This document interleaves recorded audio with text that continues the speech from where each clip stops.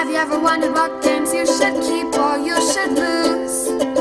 Find out here at Purge Reviews. Exhibition 20th Century was a game I got on Kickstarter, and it had an educational flow to it, which as homeschooling parents really is striking to us. It was something that interested us, and we usually back a lot of these educational games, or games that look educational, and Exhibition 20th Century definitely did. When I first got the box, I opened up, I'm like, ugh, wow, okay, maybe the education is good. Boy, was I blown away when we actually played this game. It's a card drafting mechanism where you take the card, and whatever card you take sends you somewhere else, and you have to draft from that row. So it's not just drafting where you're passing cards around. There's cards on the table, everybody has the perfect information about what's out, and you kind of move around that board. And then you have the puzzle about where to put the cards on your little player mat and where to set those up at. And I just felt like the decisions of this and that puzzle was very interesting, and everybody was engaged the entire time. In addition, from the educational standpoint, there was a lot of conversation, whether it was with adults or children, about the items that we were picking. So each year is represented in the game of the 20th century, and each year has an item on it, maybe a computer or a ballpoint pen or the Model T, and it gives you a little blurb about the year that it came out or the important year of its existence. And boy, that was very interesting. And when you were done, you had your little setup about what you wanted, and you had a lot of those items, and we could talk about it and discuss it. From an educational standpoint, if you're learning about the 20th century, I thought it was very, very good. The decision-making in the game is really where the game shines. Drafting those cards, and do I take this card? It fit pretty good, but then I move over here, and there's nothing there that I want. But if I take this card, it's a little suboptimal. That better card is over there, and that kind of played into it. There's some pressing your luck on it, like, you know, as the board kind of surrounds you, and you kind of dug yourself into some holes and painted yourself into some corners, does that card come out? Now, you can throw some cards away for negative points, but you don't want to leave anything empty because that's a negative point also. So there's a push and there's a pull to this about what you want to do. I did feel like there was a disconnect with the scoring. So when I teach this game, when the rule book, which I think is a complete disaster, really should start with the scoring, and everybody should have a player aid about the scoring, because what you're doing doesn't always correspond to how you're going to score. Fitting things in that puzzle, sure, it gives you the cards to score, but fitting it into the puzzle isn't the scoring. And that was a disconnect for a lot of people at our table. So understanding the scoring up front is going to be very important, because what you're doing, it just doesn't feel like you're doing that scoring. Anyway, very fun game, and I think that this is one that unfortunately is going to go under the radar. That's probably a hidden gem. The look of the game isn't that great. Some of the font is a little smaller. There's some production issues with it. But from a gaming standpoint, this game was a lot of fun. If you're a homeschooler or you have children and you want to use it as a family game, absolutely, it can work with gamers too. Very fun thing, and I think that it really shines in the gameplay. So excellent. Knocked it out of the park with this one. Absolute keeper for us. Here's Exhibition 20th Century, from Zeppelins to the World Wide Web. This is a Cwali game. It's a pretty good box with a bunch of stuff on here from the century. You're going to get these boards, and these are kind of thin, to be honest. These are player boards, but they do just kind of sit here, and they just hold your cards for you, so they're fine. And you're going to get different colors on them, which will have a different representation of which thing you will be, but it's very light. Otherwise, this was kind of confusing to look at, but not too bad. We got a rule book, which we'll take a look at in a few minutes in more detail. Now you're going to get, I believe, 5 of these player mats. They look like screens when you first pull them out. But like I said, each one is a different color, as you can see, with a different representation of which player marker you will be. Then you're going to get a scoring sheet here, which you can keep track of your scores. This will be laid out on the board to organize the cards. It tells you each of the continents, or the colors, really, that you'll be going through. Then you're going to get these 5 pieces. Some of these are better than others. I'm not a big fan of the battleship, but I do think that, like, the spaceship was really cool. The plane was cool, the car, and the Zeppelin. Then you're going to get a bunch of cards. Now, the cards are pretty much going to have very small font on them for what continent they're from. They're going to have a color background, the year, and then the history of it, which I thought were really cool. We spent a lot of time, like, reading through the history of these cards. They're kind of small, but they fit well because you have a bunch of them on the table at one time and stuff, so you needed them a little bit smaller.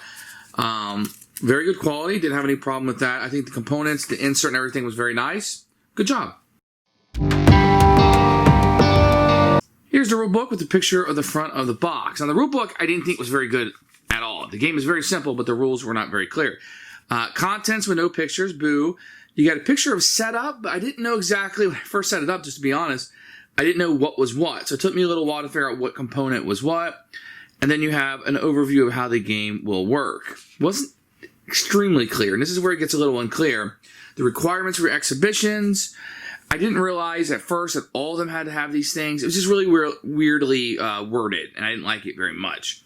Then it goes through here. Sure, everything you need is in here. It just wasn't super clear. And we figured out some things while we were in our first play that we thought were correct that weren't. So not a great rule book. There is an example in the back. Some solo. And you got an extra variant here on the back of it that you can utilize. And the rest of this is just different languages. So rule book was maybe a 4 out of 10. I don't know. All the information is there, maybe a 5 out of 10. But the organization and understanding it was not good. So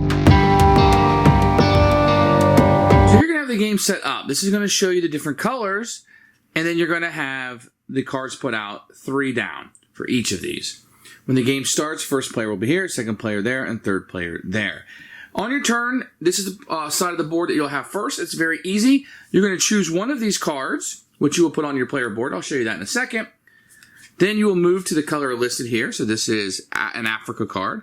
So then I will move to Africa, and a new card will come out.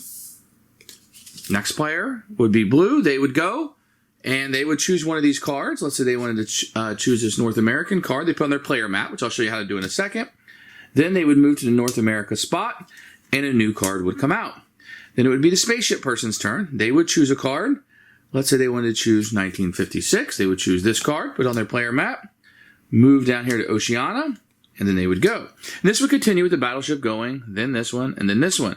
But now, the battleship has to pick a card from this location. Let's say they wanted to pick the Asia card. Great. Then they would move to Asia, and a new card would come out.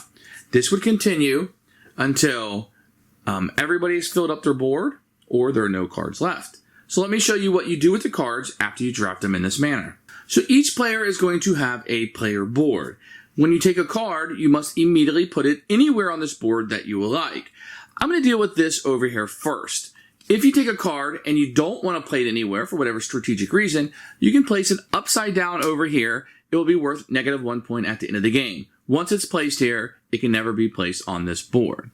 Then, other than that, you can place your cards anywhere on this board. And you can pretty much place them wherever you want as you draft them.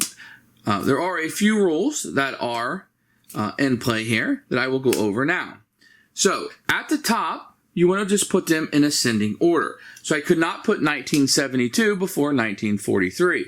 I would have to put it somewhere else on this timeline, strategically wherever I'd want to go. Same thing with the 1912. It could go there, but it could not go here or here because it would be above these numbers. In addition, I could not put 2 colors in the same row. So I couldn't have 2 greens because they're from the same continent. Each one in this row must be a different continent. In this row right here, they still have to be different continents, as explained, but they need to be within 10 of each other. For example, I could not place this 1948 in front of 1962 because chronologically, 48 is behind it. I could not place it here because it's not within 10. So if I wanted to, strategically, I could place it there and hope I can fill in these blanks. Down here at the bottom, once again, this is the only place they can play that the continents must match. They must be one continent, but they still have to be numerical order. So I could never place 1939 after 1944, but if I drafted this card, I could definitely place it there. So, once again, if I had 1929, even though it's years before, I could not place it there because it doesn't match the same color. Can't place it there because it's bigger than that, and I'm running out of locations I could place it. So, I can possibly place it there, and I would continue to do that. The only other space on the board, let's see, is down here, years gap. Once again, I need to place these in ascending order, so I couldn't place 1984 above 1941. I also cannot play it there because they're from the same continent. But let's say I place this here, 1920, 1941. That would be a valid move. The only other spot on the board is mid-century. You want to get something as close to 1950 as possible, and this will be your tiebreaker. So if somebody had like 1945 here, and they're the closest to 1950, then they're going to break all the possible ties in the game. So this is just a tiebreaker, and you can literally just put any card in the world you want. Here could be a dumping spot, but just know that it's going to, whoever's closest to 1950 will be the tiebreaker. And that's kind of how that's going to work.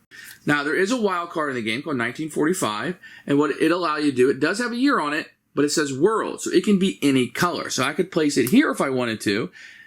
It will count for, in scoring, it will count for the year, but it won't count for a country. So it would place there and kind of keep me from maybe doing something in the negatives, but it's not the best card to play if you can prevent it. The only other wild card in the game is the Einstein card. It doesn't have a country or a number, so I can place it anywhere I want on the board, and it will meet that requirement. So let's go ahead and finish out the board so we can score it as a group, and we can valley up what our score would be. After you're done filling up your board, you can pass at any time. The other players may still have an action or two left. Then you will score it up. The way it's going to go is the first person when you're playing the game to get 6 continents will get 5 victory points. So once, see, I don't have all 6 continents here, do I? No, I'm missing some continents. So I got 1, 2, 3, 4, 5, 6. So I guess I do got them all. So as long as you have 6 continents, and that's the only thing you'll score during the game, because you got to be who's first. Then you're going to look at your years gap. And what you're going to look here is you're going to subtract the 2 years that you have here. 1941 minus 1920 would be 21 years. So then you would go against everybody else. What did they put here? And whoever has the largest gap in years will score 5 points. Second most is 4, 3, 2, 1. Then you're going to get your continent focus. What you're going to do is look at what continent you have the most cards from. It looks like at first glance it's probably Europe. So I'm going to score 1, 2, 3, 4, 5. 5 points because I have the most Europe cards, and everybody will do that simultaneously. Then you're going to look at the number of decades that you have. Let's see, I got 1900 for 1, 12 for 2, I got a 20s for 3, a 30s for 4, 40s for 5, 50s, 60s, 70s, and I don't have 80s and 90s. So I grade 1 point for every decade that I have. Then a chain of years. So I look at, do I have anything that matches? So let's say I had 43 and 45. That doesn't go together. 41. So I don't have anything that would match up against each other. Let's just say for argument's sake that I did have a 1968 card and I had a 1969. Well, these are in succession. They can be anywhere on the board, but I would score a point for each one. If I had a 1970 card, then I would score 3 points. So you want to try to get those in succession, but they don't have to be touching each other on the board, just on your board somewhere. Any spot on the board you didn't fill for whatever reason is minus 1 point, and any cards you over here are minus 1 point. Now, any cards are over here do not help you with the scoring of the game. They're just worth a negative point. Then whoever has the most points is the winner of the game. And that's how you play Exhibition 20th Century. So there is a variant you can play. This comes with the game where everybody will secretly get a decade card. At the end of the game, you receive 1 victory point for each card from 1900 to 1909. So what you're trying to do is collect cards of a certain decade. And it's just an additional way to score points. It's a variant that you can use. It's pretty fun if you want to have a little bit more direction, a little bit more scoring in the game. I didn't feel like it was as needed as much as the rest of the game, but it is something you can add to it that comes free with the board game. Who should buy this game? Families, people who want to educate with it, or just gamers. This is a really tight drafting game. It has that little puzzle aspect of where to put things on, and it has a little bit of a learning aspect to it, which I really liked. Even when I played it with adults, they were still looking like, oh, that came out in 1950, that came out in 1970. Okay, there's a little bit of history, but people were just looking up cards when it wasn't their turn, picking them up and saying, oh, this is, I want to read about it, and I want to look at it. And that was very interesting, and I like that aspect of it. We don't read a lot of flavor text and stuff. I mean, it's a storytelling game, of course, but, in a drafting game, we don't really read all the flavor text. But really, in this game, we found ourselves doing that. And I think that's a plus for this game. This is a hidden gem that most people are going to pass on.